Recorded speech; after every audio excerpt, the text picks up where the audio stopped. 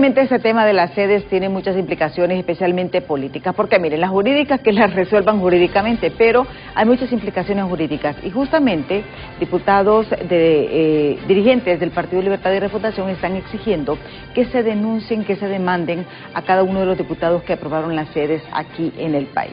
Si recordamos, fue en el 2013 que se crearon las zonas de empleo y desarrollo. Este decreto justamente cuando Juan Orlando Hernández estaba como presidente del Congreso Nacional y Porfirio Lobo Sosa como presidente de la República. ¿Qué pasó? En el 2022, justamente, el Congreso, y por mayoría, derogó el decreto 120 del 2013 que aprobaba las sedes. ¿Pero qué pasó?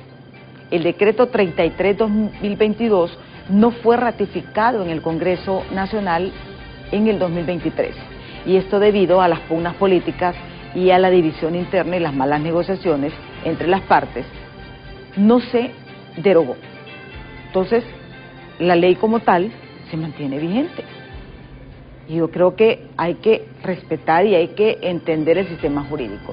¿Qué sucedió? Pues justamente el 20 de septiembre de 2024, la Corte Suprema de Justicia declara por mayoría inconstitucional las sedes. Esto fue sorpresa para todos, pero ahora vienen esos términos jurídicos. ¿Aplicarán el efecto ex tunc a diputados y ex magistrados que aprobaron las sedes? ¿Habrá responsabilidad? ¿Se van a demandar a todos estos diputados que aprobaron las sedes y también a los magistrados? Estas son las implicaciones, y justamente porque estamos en un año electoral. No es por otra cosa. Si esto hubiese sido a inicio de gobierno, no ha habido ningún problema, pero ahorita ya estamos en el periodo preelectoral. Periodo electoral netamente, porque ya está la declaratoria. Justamente es el tema que vamos a abordar con nuestro invitado, el sociólogo y analista Julio Navarro. Pero antes, veamos esta nota de nuestros compañeros de los noticieros Impacto. Diversos sectores del país reaccionaron a la decisión de la Corte Suprema de Justicia de declarar inconstitucionales las zonas especiales de desarrollo económico sedes por violentar la soberanía nacional y calificarlas como inversiones de alto riesgo. Ahora deberán acoplarse a la normativa vigente del Estado o abrir demandas que podrían costarle millones de dólares al pueblo hondureño. Muy importante respetar las leyes a base cual las inversiones se hacen. Cuando no se respeta, ahí sí va a haber preocupación de parte de los inversionistas locales y extranjeros. Con eso, si ahí va a haber algún cambio, algún efecto constitucional sobre ese asunto, al mismo tiempo hay que haber recompensa a la que han invertido, creado con esa ley que fue aprobado por el Congreso Nacional. Por otro lado, representantes de sociedad civil apoyan el fallo del Poder Judicial y añaden que Honduras tendrá que defenderse ante las demandas que esto provocará, pero creen que el país podrá salir victorioso del litigio, pues se trata de un asunto de soberanía judicial y territorial.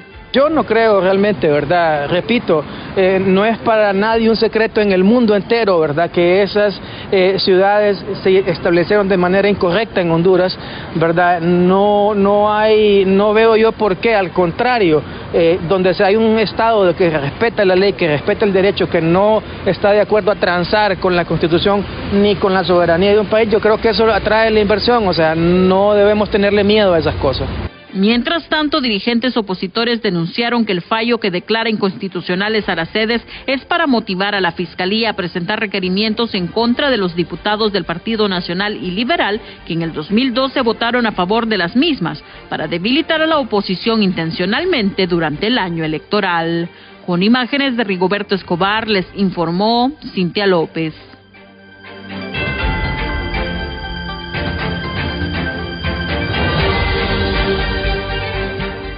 Justamente es lo que nos preocupa como país por el hecho de que se hable de demandas. Recordemos también que tienen que llevar a una conciliación con estas empresas que también hicieron una inversión en el país.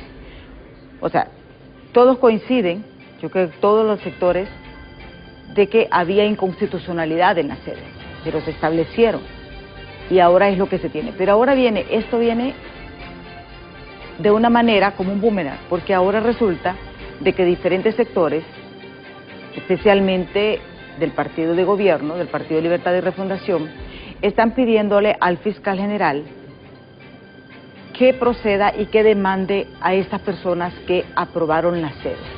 Y hay que decirlo, el fiscal sobre este tema justamente no se ha pronunciado hasta este momento. Cuando decíamos el resumen, mirábamos que en el 2022 justamente se aprobó la derogación de la ley, pero no fue ratificada en el Congreso. Ahora la Corte Suprema de Justicia sí la deroga y la declara inconstitucional. Está aquí con nosotros Julio Navarro, porque eso no es tanto el impacto jurídico, sino el impacto político que eso puede tener. Muchísimas gracias, Julio. Gracias por estar aquí Sigma, con nosotros. Encantado de estar en el programa. ¿Preocupado con esto de las sedes? Pues yo creo que sí, pero lo real que tenemos hoy es que las sedes jurídicamente ya no existen. O sea, hemos venido con una problemática casi de 12 años discutiendo si tenía un asidero jurídico real las sedes o realmente era temporalidad. Hay que recordar un poco de esto, cómo se hacen las cosas y cómo se deshacen. El Congreso Nacional reformó la Constitución de la República. La presidenta actual prometió derogar las sedes. Se hizo en una primera legislatura, se derogaron las sedes incluso por unanimidad. Sí. Algo raro que sea.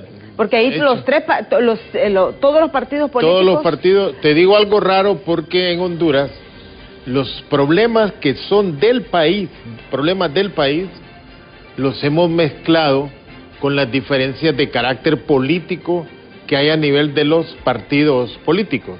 Y entonces a veces unos se pronuncian a favor y otros en contra, no en función del problema del país, sino de los intereses políticos a veces que tienen unos partidos con relación a otros y otras veces por hacer oposición.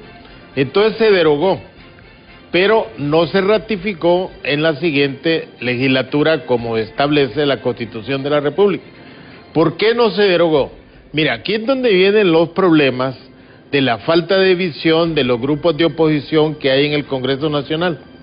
Nunca estuvieron de acuerdo en ratificar la derogación de las sedes, porque comenzaron a mezclar otro tipo de problemas que tenían partidos de oposición que esperaban resolverlos con la aprobación de las sedes a cambio de resolver ellos problemas internos que tenían cada partido, sin ver que a futuro eso se podía hacer por otra vía, como se hizo el 20 de septiembre a través de la Corte Suprema de Justicia.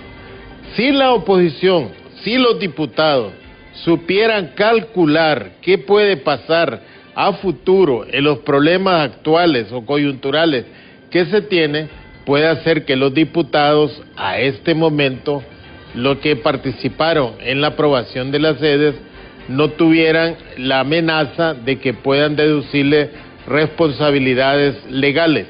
Si lo hubieran hecho allá los diputados, deshacer como se había hecho, y no ahora que según las leyes de Honduras puede hacer que deduzcan responsabilidad. Pero eso va a ser derivado de la decisión que se tomó el 20, que se pueda dar o no se pueda dar depende de coyunturas políticas. Ahora, Emma, lo cierto es que ya los diputados al Congreso Nacional en algún momento, una gran cantidad de ellos fueron llamados a los tribunales de la República, cuando se descubrieron aquellas fondo departamental que manejaban los diputados y que fueron auditados y encontraron problemas. O sea, masivamente una gran cantidad de diputados fueron acusados en los tribunales de la justicia y no hubo realmente una gran hecatombe política que se podía dar.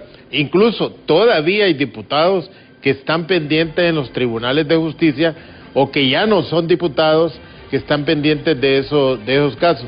Entonces, no sería nada nuevo que actualmente la Procuraduría General de la República o la Fiscalía General quiera deducir responsabilidades a los diputados que votaron en los diputados del 2010 al 2014, que fueron los que aprobaron las sedes.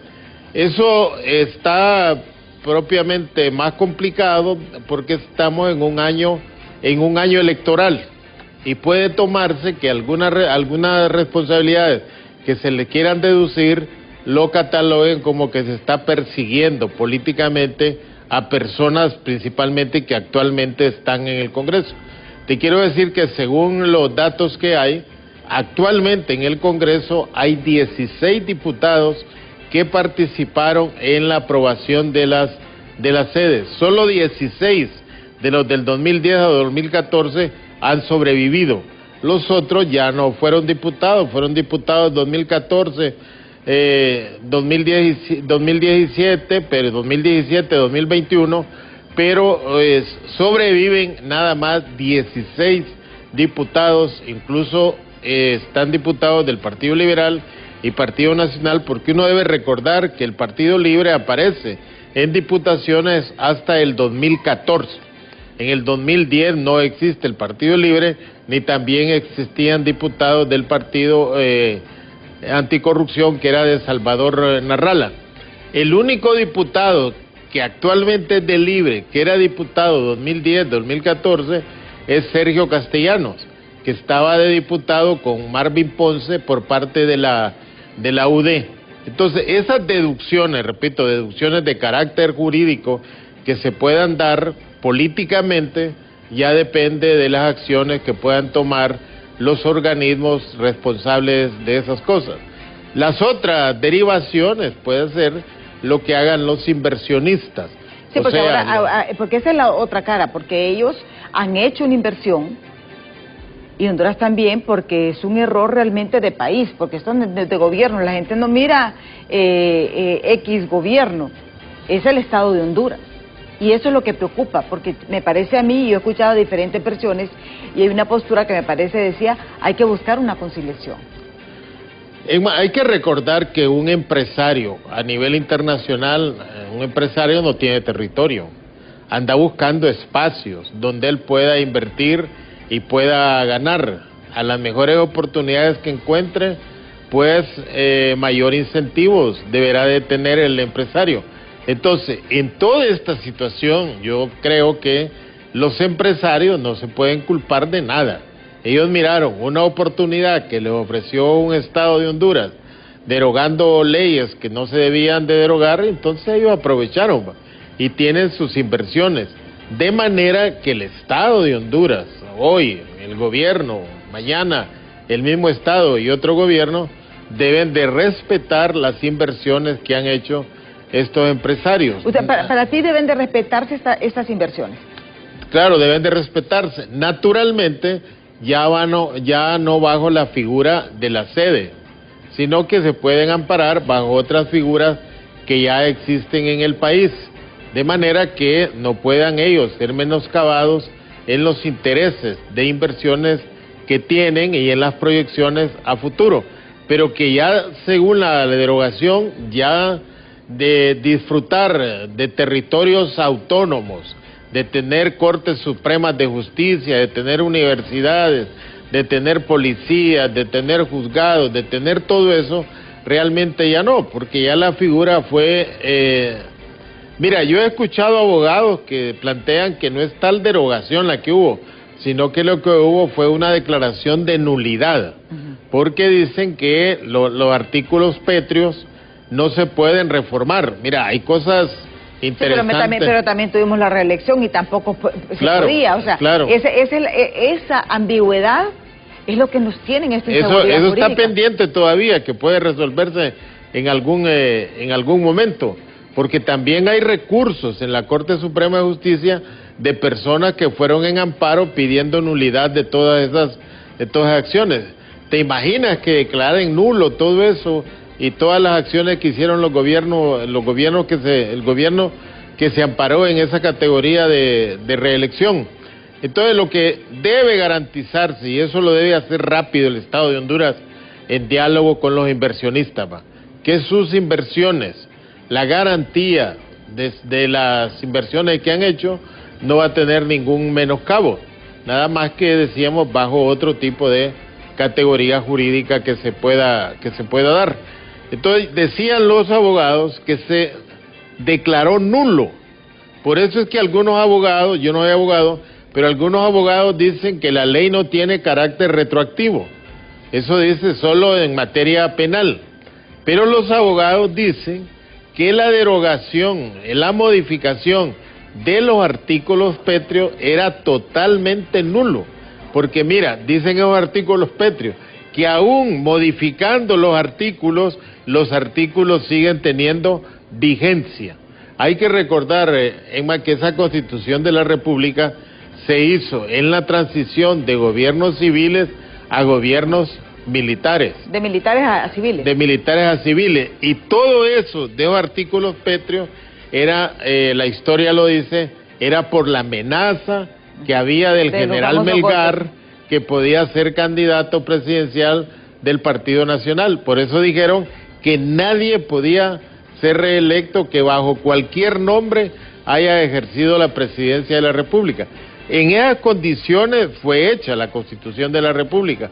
Hoy, naturalmente, todas las condiciones se han cambiado, pero nadie se ha atrevido a modificar esos artículos tal como le dice la ley, que solo se podían modificar bajo una Asamblea Nacional Constituyente, pero no bajo la modalidad de un Congreso ordinario. Sí, aquí tengo justamente el listado de los diputados que votaron a favor de la sede, que estos son los que están en este gran dilema. Como tú nos explicabas, 16 de ellos son actualmente diputados. Estaba David Chávez Madison, José Jesús Villanueva Maradiaga, Johanna Bermúdez, Antonio Rivera Callejas, Rosel Renan Inestrosa, Valesca Marlene Zelaya, Ivette Obdulia Matute, Abigail Ramos Gómez, Carlos Roberto Ledesma, Selvin Ramos Rueda, Oscar Ramón Nájera, Ariana Melisa Vanegas, Miguel Edgardo Martínez Pineda, Gerardo Tulio Martínez Pineda, Melvin Roberto Paredes, Eric Josué Alvarado, también Rey Dagoberto Cruz, Walter Antonio Chávez, está también Sara Medina, Alberto Chedrani, Reinaldo Ecónomo, Gilberto Yergut, Yaujet Burbara, Jaime Enrique Villegas, Gladys Aurora López, Raúl Edgardo Bulnes, Samuel Armando Reyes, Salvador Valeriano Pineda, Juan Carlos Valenzuela, Reinaldo Antonio Sánchez, Teresa Cálix, Mario Pérez, Rolando Dubón Bueso, Marta Concepción Figueroa, César Handal, Marcos Bertilio Pasavillón, José Tomás Zambrano, Marco Antonio Velázquez, Milton Puerto, Marco Antonio Velázquez, Gabriel Rubí, Roger Alcántara, Sergio Figueroa, Alan Wilmer Aguiriano, también está Eder Leonel Mejía, Rodimiro Mejía, Wilmer Reinel Neal, Juan Diego Zelaya, Óscar Arturo Álvarez, Rodolfo Irías Navas, Mauricio Oliva Herrera, Clara María Laínez, María Emérita Bardales, José Cirindiscua, Leo Yamir Valentino, Welsi Milena Vázquez, Rodrigo Ávila, José Francisco Rivera, Jorge Dimitrov Lobo, Marco Tulio Gómez, Ana Bessi Chacón, Leslie Carolina Flores, María Dolores García, Eli Santos Pacheco, Eleonor Osorio Valladares, Lidia Yolanda Casco, María del Socorro Jacome, Omar Emilio Rivera, Edward Samir Molina, Mario Reyes Mejía, Gustavo Adolfo González Aguilar, Edwin Audías Gómez. Estos son los del Partido Nacional. Por el Partido Liberal están Aníbal Mauricio Murcia, Juan Carlos Ávila, Melvin Betanco, Dunia Lisset Ortiz, y por lo que es el Partido Libre, que en ese momento era Unificación Democrática, está Elmer Misael Leiva. Esos son pues los diputados que votaron justamente a favor de las sedes, y son los que ahora están en este gran conflicto político, podemos decir, porque esto realmente es más que jurídico, es político. ¿Tienen Hay un elemento ahí, Emma, es un diputado beligerante en el Congreso, es Antonio Rivera Callejas. ¿Sí? Y no está. No está. ¿Dónde está? Sería que ese día no fue en unos listados aparece que sí está, y en otros dicen que votó el suplente. Sí. Porque yo estaba revisando, pero en otros dicen que sí votó, me imagino que es por el suplente. Y es interesante. Y mira, con esto de la Constitución hay algo que yo recrimino, y no sé si tú también, porque al final todos llevamos la clase de Derecho Constitucional, y que Dios goce de la paz del Señor, de Osvaldo Ramos Soto, pero a nosotros no, él nos enseñó, él, Rigoberto Chan Castillo, que fueron los maestros de Derecho Constitucional, que los petros eran irreformables. Sí, así es. Y lamentablemente,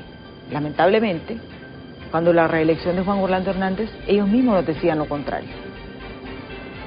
Y estas ambigüedades son las que tienen a este país en esto. Y se los digo porque a mí me molesta. Porque imagínese usted que usted todos los días le dice a su hijo que robar es malo, robar es malo, robar es malo, robar es malo, robar es malo. Pero cuando usted roba le dice, es bueno. Sí, no puede ser. Y no puede ser. O sea, eso es lo que decíamos, además, que en Honduras deben de haber acuerdos. Si algunas personas creen que esos artículos petro ya no tienen vigencia o se excedieron los legisladores de 1982, pues todos los partidos deberían de llegar a un acuerdo en qué hacer. Reformarlo. ¿Qué hacer con todo eso? Puede ser una reforma. Pero, mira, si uno ve las expresiones de muchos diputados ahora, Enma, tú estuviste en el Congreso, observaste, Enma, ir a una sesión del Congreso Nacional. No, vale la pena. Increíble, ¿va? Se oye un solo murmullo. Allá salen diputadas bailando en los pasillos. Yo el otro día estuve ahí, luego tiran pañales, luego otra bulla por allá, otro grito por allá.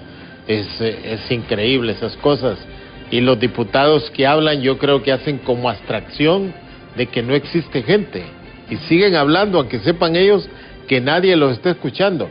En eso también me parece a mí que la clase política de cada uno de los partidos debía llegar a un acuerdo, que levantarle el prestigio, el respeto que debe haber en el Congreso Nacional. Recuerda la Bachelet, tuvo que llamarle la atención para poder exponer. Entonces ve, eso ha hecho que nosotros, los hondureños, y digo en general, pareciera, mira, que le dimos vacaciones a las ideas. Le dijeron, váyanse de vacaciones. Y esas ideas andan de vacaciones. Y nosotros nos hemos quedado con el insulto. Sí, pero con le voy a la decir algo diatriba. también, ¿verdad? Pero ahí la culpa la tenemos todos nosotros. No, Porque claro. muchos de nosotros votamos por esos diputados que están ahí. Claro. Y ese es el problema que tenemos los hondureños. Nos dejamos ir por cancioncitas, no por hechos. Mire, si evaluáramos a estos diputados por lo que realmente hacen, muchos ni siquiera estuvieran ahí. Yo creo que habría que forzarlo a hacer algo. Enma, yo siempre he dicho, mire, en Honduras no se ha reconocido que el gran esfuerzo por lo que en aquel tiempo se llamaba retorno al orden constitucional, en Honduras no lo hicieron los partidos, lo hicieron los periodistas. Sí. Recuerdan, el periodismo de aquella época, insistente, mira, sin fronteras políticas, ideológicas ni nada, sino el retorno al orden. Entonces, el periodismo ha ejercido un papel muy importante pero el mayor problema que tenemos en la ahora, civilidad. ¿Va? Sí, pero el problema que tenemos ahora es que lo que tenemos son activistas políticos. Sí, entonces, o sea, ya son entonces pocos, se han y yo te contagiado. voy a decir algo, yo no es que quiera jactarme, pero es de los pocos espacios donde no tenemos esa contaminación política. Y tratamos de darle voz a todos, pero ese es el problema. Sí, hay todo un contagio, entonces necesitamos un nuevo pacto. Una renovación. Un pacto de civilidad. Exactamente, pero ese pacto, ¿quién debe ser? Ahora bien, Julio, ¿esto podría desencadenar a la instalación de una Asamblea Nacional Constituyente? Porque eso es lo que todo el mundo... Pero eso lo vamos a ver después de pausa, porque eso es de las grandes preocupaciones que hay. Cambiar el sistema de gobierno. Pero lo veremos después de pausa, así que no nos cambie, que ya volvemos.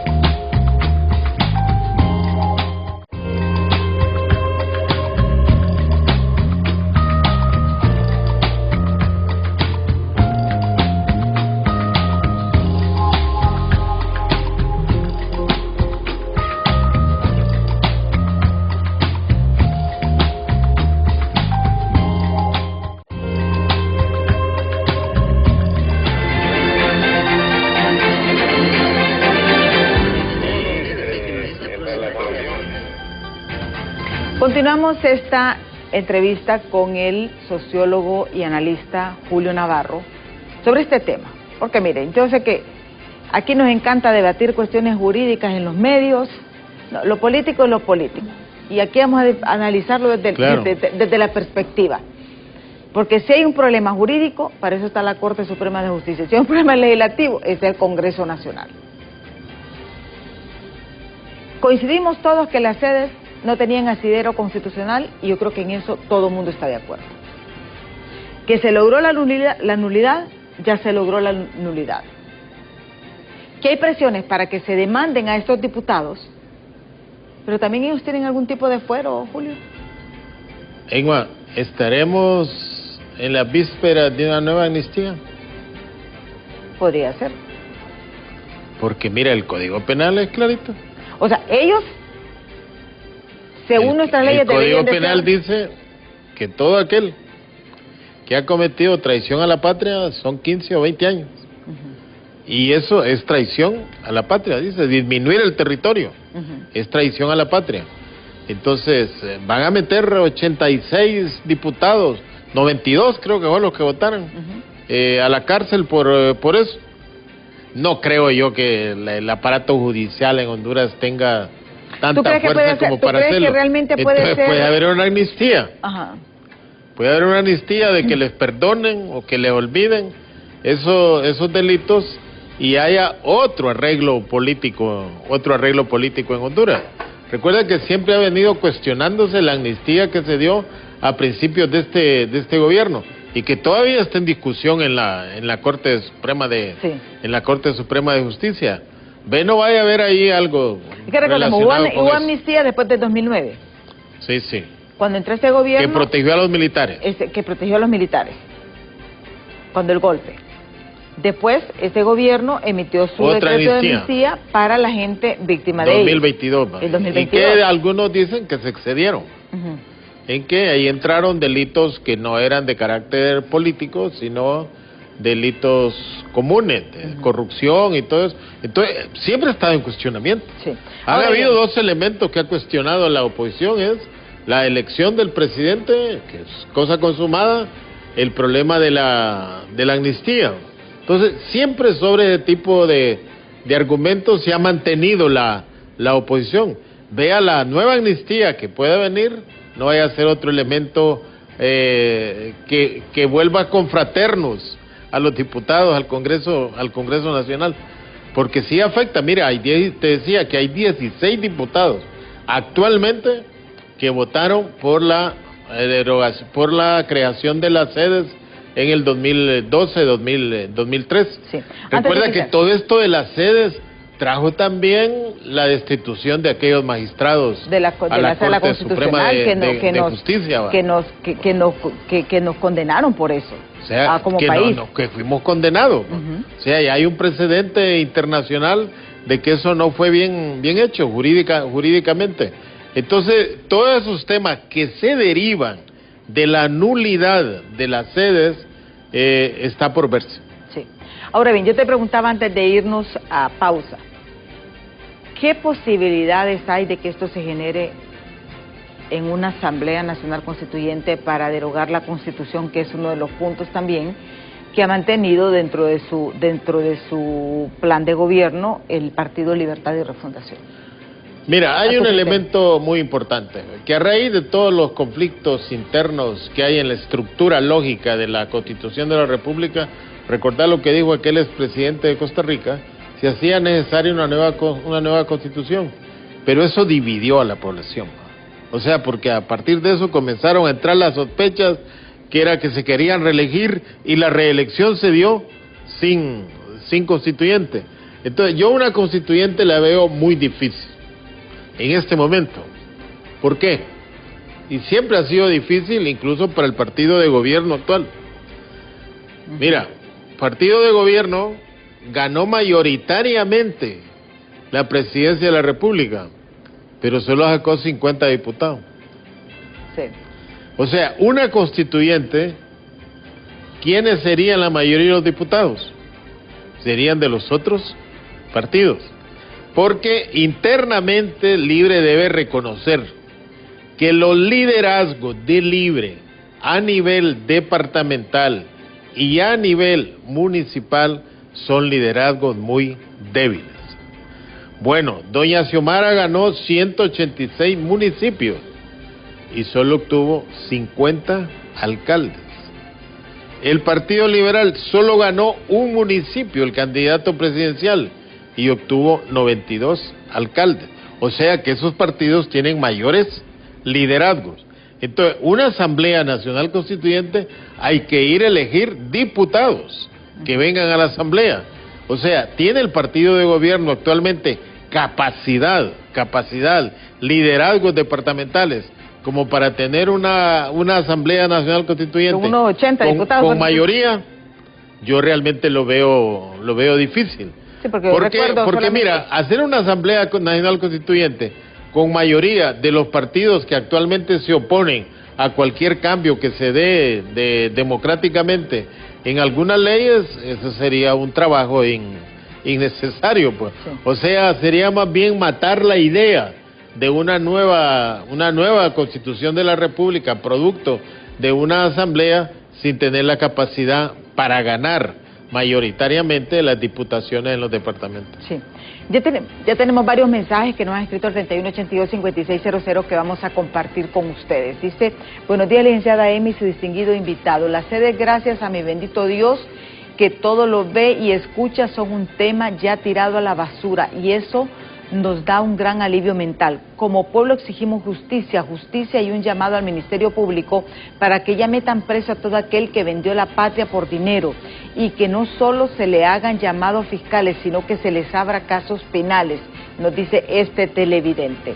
Vamos con el siguiente, dice: ya es hora que nos den una satisfacción el Ministerio Público, como dice el fiscal general, que va a hacer historia, entonces que comience ya con todos los vendepatria que por intereses sórdidos y mezquinos le quitaron un pedazo de tierra a nuestro país. Dennos alegría, ya basta de tratar a estos delincuentes como altos cables, dice. Esto nos dice este televidente. Dice: mandar a Honduras por exigir el respeto de su soberanía es absurdo. Dice: las sedes desde un principio eran inconstitucionales y se quedaron ahí por los intereses de Juan Orlando Hernández y sus cómplices corruptos, nos dice este otro televidente. Vamos con el siguiente mensaje. Luego dice: las sedes desde un principio eran incondicionales, no pueden demandar al Estado de Honduras y pretender obtener una resolución a favor de ellos. Honduras solo está haciendo respetar su soberanía y velando porque la Constitución sea respetada, dice este otro televidente. Respetar la ley y la Constitución, no a los acuerdos, dice este otro televidente. Dice: buen día, diálogo de impacto y al invitado. En relación a las sedes, no es que son malas del todo, sin embargo, la forma como fueron aprobados en el Congreso Nacional en el periodo anterior fue lo malo, porque por ejemplo, hay una sede que se estableció en el territorio nacional que, si no me equivoco, es Próspera, con capital estadounidense, y al parecer no tenía ningún registro de sus empleados en la Secretaría de Trabajo, y entonces se salta esa sede la ley hondureña y que no se rigen con la jurisdicción nacional, o sea, son independientes, y no debe ser así. Debe de haber un control. En conclusión, habían negocios ocultos de los que aprobaron esas sedes y no iban a favor del bien común de la mayoría, o sea, la población. El Congreso Nacional siempre se ha caracterizado por ser el poder oscuro, donde se aprueben leyes lesivas contra el pueblo de Honduras, nos dice este otro televidente. Y ves, o sea, la profundidad. Interesante, ¿no? O sea, yo te digo, mira, la gente observa, la gente analiza, y es lo que yo les pido en las próximas elecciones. Busquemos con lupa, revisemos a cada uno de esos diputados, porque ese es otro problema también. Afortunadamente, hay que decirlo, se aprobó lo de los biodatos para las elecciones. Sí, los biométricos. Sí, los biométricos para las elecciones primarias, lo cual es importante, porque ¿sabe lo que iban a hacer, verdad? Sí. El mismo que iba a votar en el Partido Liberal iba a votar en el Partido Libre, iba a votar en el Partido Nacional. No era que iban a votar doble en el mismo, no, iban a ir a andar de partido en partido. Y esto lo que viene a garantizar que si usted vota en ese partido político, se quede en ese partido político. Y yo creo que venía a las depurar otras un poco. cosas preventivas que hay en estas elecciones primarias, que ya no se van a dar aquellos diputados enormemente votados con relación a los que no tienen recursos. Sí. Porque los que no tienen recursos son principalmente las víctimas de aquellos que tienen otras posiciones económicas o políticas al interior de un partido, que se daban el lujo de decir que yo en Francisco Morazán saqué 225 marcas, soy el diputado más votado, y los otros dije que sacaron 50. Hoy no, hoy los votos van a ser reales. Si en el biométrico aparecen 100 huellas, no pueden haber más de 100 papeletas en la planilla presidencial y en la planilla de alcaldes, ni pueden haber más de 600 marcas si el votante es de Francisco, es del Paraíso, porque tiene derecho a hacer 6 marcas. Entonces yo creo que eso va a evitar, me parece a mí, que el dinero mal habido, el dinero sospechoso de todo lo que ya conocemos, vuelva a entrar a la política para determinar los diputados que corresponden a sus intereses. Porque yo una pregunta que siempre me hice, esos diputados que decían que eran los más votados, y yo le preguntaba a la gente, ¿usted votó por tal diputado? Y me decían no, y gente de ese partido político, ¿verdad? Y digo, ¿cómo es que estos son los más votados? Y la gente, porque mira, las encuestas sí cierto son una medición científica, pero tú sabes que como analista, que si tú haces un sondeo de boca en boca en diferentes sectores te da una muestra. Claro. Y si una persona dice que es más votada, por lo menos te tienen que salir... Sí. Una proporción. Una proporción te tiene que salir. Pero si uno les pregunta, ¿quién votó por esa persona de ese partido político? Y dice, no voté por esa persona. No voté, no marqué. No voté por esa persona. Entonces, ¿cómo esa persona era la más votada? ¿Por qué? Porque la planilla de diputados era la que más se prestaba para fraudes electorales. ¿Coincides conmigo en eso? Totalmente. Emma, eso nos va a llevar a otra cosa. Mire, acordar los tiempos de las elecciones. Sí. Honduras, un proceso electoral dura 15 meses. ¿Quién se mantiene 15 meses en un proceso electoral? Los que tienen dinero. Exactamente. Los que no tienen, salen, porque no pueden sostenerse. Entonces yo creo que eso va a ayudar. Hay otro elemento, mira, en Libre, ¿dónde están los diputados de Libre más votados? Don Edra, fue el más votado, a tal que le ocurrió crear un partido político, el más votado. ¿Qué le pasó? En Calix, el más votado también ¿Qué le ha pasado en el interior de Libre? O sea, que son liderazgos que aparecían tan fuertes, pero que ellos mismos no se consideran tan seguros. Entonces, el proceso electoral me parece a mí que debe restablecerse bajo principios de equidad y ya no de ventajas de unos sobre otros, porque los pobres que aspiran a cargos ilusionados dicen, solo espero aparecer en una fotografía y aquella gran cantidad de gente va a ir a votar por mí. Al final se llevan una decepción, porque para eso se ocupan recursos, y esos recursos son orientados a personas que pueden ofrecer crear sedes, que pueden ofrecer crear leyes que beneficien a sectores económicos.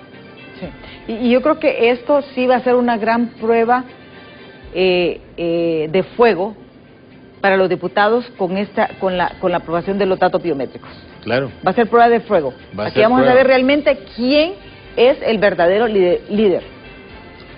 Ahí hay otra cuestión que, mira, lo de Redondo nunca lo entendieron muy bien el resto de la población, y es que Redondo planteaba que debía de haber transmisión rápida de datos de alcalde y transmisión rápida de diputados, pero transmisión de datos concretos, no de solo le tomo la fotografía al acta y mando el acta aquí, y aquí en un hotel hay alguien que transcribe el acta, y en la transcripción del acta, si alguien tiene recursos, puede cambiar los resultados. Decirle, mire, al 1, cuando es mío, tómelo como 7. Y cuando no es mío, tómelo como 10. Etcétera. O el 5, que parece al 8, que parece al 2. Entonces, cuando hay transmisión de datos concretos, entonces eso ya no se puede dar. Y algunos tienen desconfianza porque dicen, pueden cambiar los datos desde allá, pero también viene un acta. Pero también viene con menos margen de error si lo haces inmediatamente. Claro, sí, claro. Porque el problema es que pasan meses. O sea, meses. Y hoy en más es fácil eso, ¿sabe por qué? Por la inteligencia artificial. Yo pongo el acta y lo pongo en números, con papel, con lápiz, y la inteligencia artificial me los traduce en ¿Va a haber ese digitales. resultado inmediato o no? Sí, va a haber. Va a haber. O sea, que no solamente es el dato biométrico, sino que también la transmisión rápida. O sea, que por ejemplo van a decir, el acta, por ejemplo, número 20, tal diputado sacó tantos votos, tantas marcas, total de votos en la mesa, Así es, total de votos en la mesa tal. Entonces ya no va a ser de que primero mando los presidentes y después allá en el Infoc vamos a contar los de los diputados. Entonces uno en las últimas elecciones ha visto, el 2006 para acá, que el Infoc se llena de personas que andan pidiendo revisión de acta porque consideran afectados. Yo creo que en el Consejo Nacional Electoral hay suficiente institucionalidad y suficiente voluntad de los consejeros de hacer un proceso electoral muy transparente, muy legítimo, como lo fue en y esto sí va a venir a fortalecer la democracia. Eso sí, porque le va a sacar otro tipo de diputados, otro tipo de diputado que al darse cuenta que ha sido electo legítimamente, esperamos que tenga otro comportamiento en el Congreso Nacional, porque yo sigo insistiendo, el Congreso Nacional debe dar un golpe de timón. Si hay diputados que llegaron por suerte, debería de haber un proceso de información para decirle a los diputados que tienen que comportarse de otra forma, que el pueblo hondureño hoy los mira todos los días en los medios de comunicación cuando están en sesión. Antes no, pero ahora sí ya son visibles. Entonces el nivel de exigencia debe ser mayor. Y hay otro ejemplo, Emma. La mayoría de la población hondureña son menores de 40 años. Entonces es una población con otro grado de escolaridad, ¿y eso sí? con otras ventajas tecnológicas, y son más observadores que las generaciones mayores de 50 años, dice que en alguna forma aparecen más conformistas. Y fíjate que nuestra clase política subestima ese voto, y ese voto es el que le puede dar vuelta en una elección. Claro. Porque es la mayoría, número uno, y es mayoría pensante y analítica. Porque personas que tienen acceso a una computadora, tienen acceso a todas las plataformas digitales para poder rastrear y poder ir verificando cada una de las cosas. Emma, hasta ahora hemos tenido la costumbre de que a las primarias van a votar los militantes. En estas elecciones puede ser que ya no solo vayan a votar los militantes. ¿Tú crees que puede ser sino ese que voto? Vaya una gran cantidad de gente joven a votar por uno u otro partido, y que ya no sea la militancia que tiene más convencionalidad que los jóvenes, sí, que todavía ya no tienen convencionalidad, que pueden tener mayor libertad de elegir los diputados, alcaldes o el candidato presidencial del partido al cual ellos se decidan ir a votar en una primaria. Sí. Tenemos otro mensaje que nos ha llegado para darle lectura, ya casi estamos finalizando el programa. Dice: Honduras no se vende, Honduras se defiende y se respeta gracias a los 8 magistrados por su decisión desde Átima, Santa Bárbara. ¡Viva Honduras!, nos dice este televidente. Yo creo que también existía esa deuda de nuestra clase política con la cuestión de las sedes, pero yo creo que ahora viene la otra contraparte, de llegar a un acuerdo con los inversores, porque tampoco se trata de echarlos,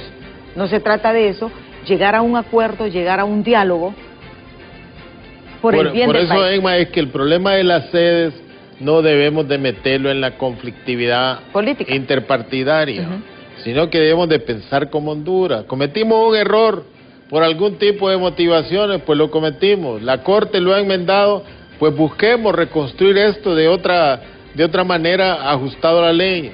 Apoyemos al gobierno para que el gobierno llegue a acuerdos con los inversionistas que buscando oportunidades vinieron acá, ¿va? Y que ellos no son culpables en alguna manera, que los culpables somos nosotros. Ese tipo de reflexión creo que se necesita, ¿va? Y no una reflexión pensando en quién va a votar.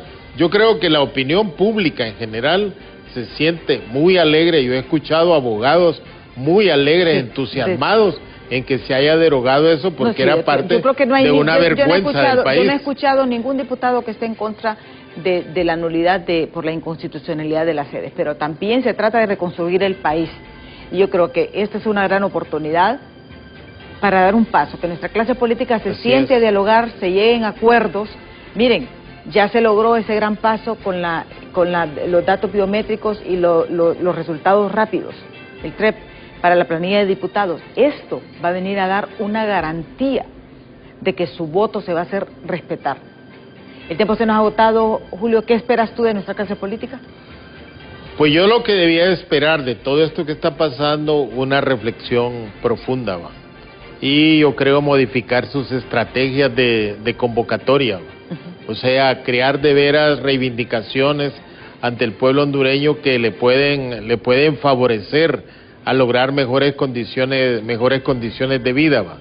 Y que las propuestas que hagan sean ajustadas más a la realidad, ¿va? Menos demagógicas, y que busquen realmente crear compromiso del elector antes de las elecciones y compromiso crítico después de las elecciones. Sí. Bueno, muchísimas gracias a Julio Navarro por habernos acompañado aquí en Diálogo de Impacto. A ustedes, televidentes, $1.000.000 de gracias. Yo los invito pues a que continúen con Hola Honduras. Ya está Ani y Andrómeda con toda la información del momento. Yo, si Dios quiere, les espero mañana en punto de las 7 de la mañana aquí en Diálogo de Impacto. Hasta mañana.